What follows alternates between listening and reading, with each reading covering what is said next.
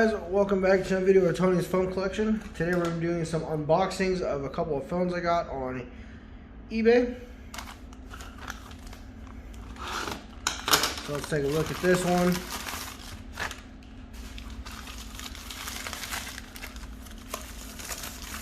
Here it is. It is a Nokia, a Nokia 6822A. It looks like it takes a normal Nokia battery as well. It is a SIM plus SIM card, never heard of that. But it pulls up like this for a QWERTY keyboard. So that is pretty sweet. Let me see if I can find a Nokia battery just real quick and we'll give it a test and see if it works. Alright, so I grabbed this Nokia real quick. Battery's got 1 bar left on it, but it still has a charge.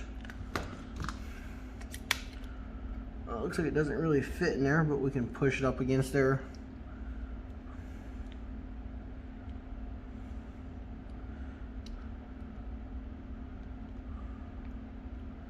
Little battery, and there we go. So it looks like it died, but there's a quick unboxing of this, guys. Hope you enjoyed, and stay tuned for the next one.